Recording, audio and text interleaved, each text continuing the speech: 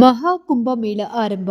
ಈ ಬಾರಿ ಅಮೃತ ಸ್ನಾನ ಯಾವಾಗ ನಡೆಯುತ್ತೆ, ಇದರ ಮಹತ್ವವೇನು, ವೈಶಿಷ್ಟ್ಯವೇನು, ಇಲ್ಲಿದೆ ಸಂಪೂರ್ಣವಾದ ಮಾಹಿತಿ. ಉತ್ತರ ಪ್ರದೇಶದ ಪ್ರಯಾಗ್ರಾಜ್ ಸೇರಿದಂತೆ 4 ಪವಿತ್ರ ಸ್ಥಳಗಳಲ್ಲಿ ಮಹಾಕುಂಭಮೇಳ ನಡೆಯಲಿದೆ. ಪುಷ್ಯ ಹುಣ್ಣಿಮೆಯ ದಿನವಾದ ಇಂದು ಅಂದ್ರೆ ಜನವರಿ 13ನೇ ತಾರೀಕು ಕುಂಭಮೇಳದ ಮೊದಲ ದಿನದ ಪುಣ್ಯ ಸ್ನಾನ ನಡೆಯುತ್ತದೆ. ನಾಳೆ ಅಂದ್ರೆ ಜನವರಿ 14ನೇ ತಾರೀಕು ಮಕರ ಸಂಕ್ರಾಂತಿ ಸಂಭ್ರಮ. ಎರಡನೇ ಪುಣ್ಯ ಸ್ನಾನ ಪುಷ್ಯ ಹುಣ್ಣಿಮೆಯ ಸ್ನಾನದೊಂದಿಗೆ 2025ರ ಮಹಾ ಕುಂಭಮೇಳ ಆರಂಭವಾಗಿದೆ. ಭಾರತದಲ್ಲಿ 144 ವರ್ಷಗಳಿಗೊಮ್ಮೆ ಮಹಾ ಕುಂಭಮೇಳ ಹಾಗೂ 12 ವರ್ಷಗಳಿಗೊಮ್ಮೆ ಕುಂಭಮೇಳ ನಡೆಯುತ್ತದೆ.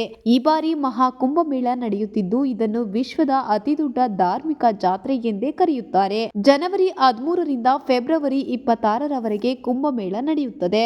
3 ಪವಿತ್ರ ನದಿಗಳು ಸಂಗಮವಾಗುವ ಜಾಗದಲ್ಲಿ ಕುಂಭಮೇಳ ನಡೆಯುತ್ತದೆ. ಈ ಜಾಗದಲ್ಲಿ ಪುಣ್ಯ ಸ್ನಾನ ಮಾಡುವುದು ವಿಶೇಷ. ಪುಷ್ಯ ಹುಣ್ಣಿಮೆಯ ದಿನದಿಂದ ಮಹಾ ಕುಂಭಮೇಳ ಆರಂಭವಾಗುತ್ತದೆ. ಇಂದು ಅಂದ್ರೆ ಜನವರಿ 13ನೇ ತಾರೀಕು ಪುಷ್ಯ ಹುಣ್ಣಿಮೆ.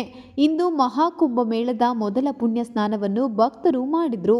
ಈ ಬಾರಿಯ ಕುಂಭಮೇಳದಲ್ಲಿ ಪುಷ್ಯ ಹುಣ್ಣಿಮೆಯ ಜೊತೆಗೆ ಮಕರ ಸಂಕ್ರಾಂತಿಯ ಸಹಯೋಗವೂ ಸಿಕ್ಕಿದೆ.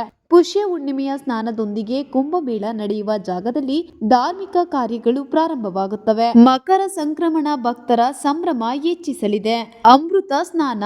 ಮಹಾ ಕುಂಭಮೇಳದಲ್ಲಿ ಪುಣ್ಯ ಸ್ನಾನ ಮಾಡುವುದರಿಂದ ಸ್ವರ್ಗ ಪ್ರಾಪ್ತಿಯಾಗುತ್ತದೆ, ಪಾಪಗಳು ಕಳೆದು ಹೋಗುತ್ತವೆ ಎಂಬ ನಂಬಿಕೆ ಇದೆ. ಕುಂಭಮೇಳದಲ್ಲಿ ನಡೆಯುವ ಶಾಹಿ ಸ್ನಾನವನ್ನು ಅಮೃತ ಸ್ನಾನ ಎಂದು ಕರೆಯಲಾಗುತ್ತೆ. ಈ ಸಮಯದಲ್ಲಿ ನಾಗಸಾಧುಗಳು ಹಾಗೂ ಇತರ ಸಂತರು ಆನೆ, ಕುದುರೆ ಹಾಗೂ ರಥಗಳ ಮೇಲೆ ಭವ್ಯವಾದ ಮೆರವಣಿಗೆಯಲ್ಲಿ ಸ್ನಾನ ಮಾಡಲು ಬಯಸುತ್ತಾರೆ. ಇದು ರಾಜರ ವೈಭೋಗದಂತೆ ಕಾಣಿಸುತ್ತದೆ. ಹಿಂದಿನ ಕಾಲದಲ್ಲಿ ರಾಜರು ಕೂಡ ಸ್ನಾನ ಮಾಡಲು ಇದೇ ರೀತಿ ವೈಭವದಿಂದ ಬರುತ್ತಿದ್ರಂತೆ.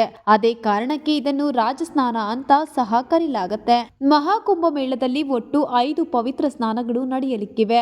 ಅವುಗಳಲ್ಲಿ 3 ಅಮೃತ ಸ್ನಾನಗಳಾಗಿರುತ್ತವೆ. ಮೊದಲ ಅಮೃತ ಸ್ನಾನವು ಜನವರಿ 14ರಂದು ಮಕರ ಸಂಕ್ರಾಂತಿಯಂದು, ಎರಡನೆಯದು ಜನವರಿ 29ರ ಮೌನಿ ಅಮಾವಾಸ್ಯೆಯಂದು ಮತ್ತು ಮೂರನೆಯದು ಫೆಬ್ರವರಿ 3ರ ವಸಂತ ಪಂಚಮಿಯಂದು ನಡೆಯಲಿದೆ.